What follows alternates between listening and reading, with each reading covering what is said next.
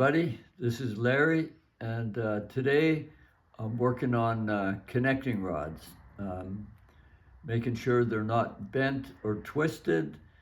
And here's what can happen when they're twisted.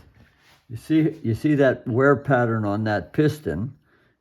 It's like that and then like that. It goes right across there, but it should be just a straight line here. Just a wear mark. And this one indicates that it's probably bent and twisted. So anyway, it can cause all kinds of trouble. It can make it smoke. It can make the wrist pin clip fall out, and all kinds of bad things can happen.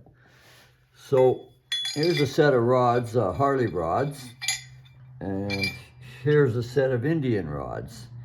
Basically the same. Similar anyway. They got the big end and then the small end. And these holes, they got to be perfectly aligned, perfectly parallel. You resize the big end on the female and the male rod, and you replace the wrist pin bushings. And they got to be perfectly parallel. And if they're not, it'll give you, it'll simulate like it's bent or twisted. And what can happen is you resize the big end, and then you put in your new wrist pin bushings, and you resize them to fit your pin, but it might not necessarily be parallel with this. And it doesn't really always mean that the rod is bent, but it'll be just like a bent rod because it's just a little bit crooked in there. And anyway, so it's very important to check that. And this is how you do it. This is an S&S pin, a special pin for checking them.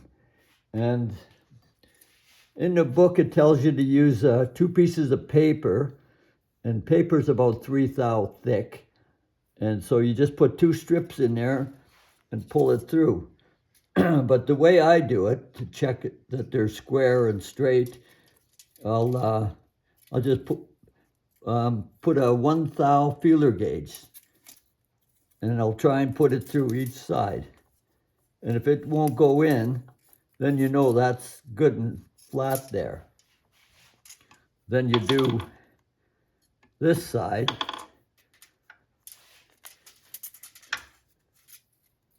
Do the same. It won't go in there, so that's good.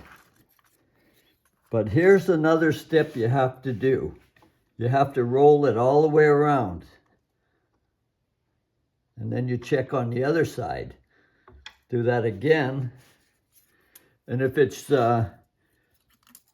an opening there, that indicates a little twist in the rod.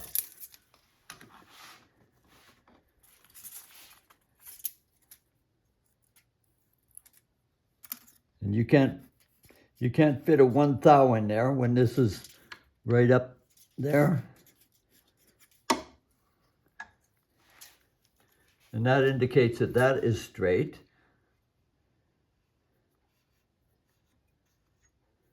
Then you check the other rod the same way.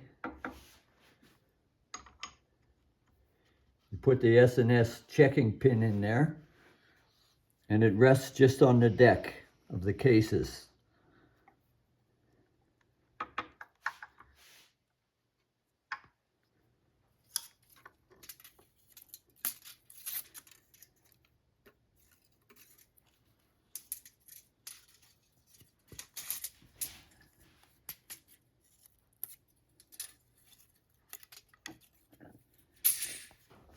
You roll it all the way around, and you do that again.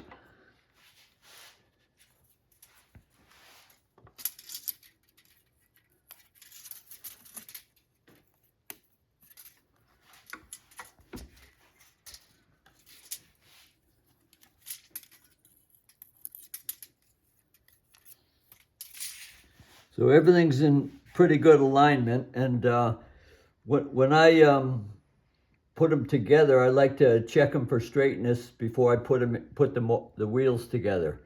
And that's just how I do them, and there's probably all different ways of doing it. And anyway, but it's a very important step to do, and don't overlook it.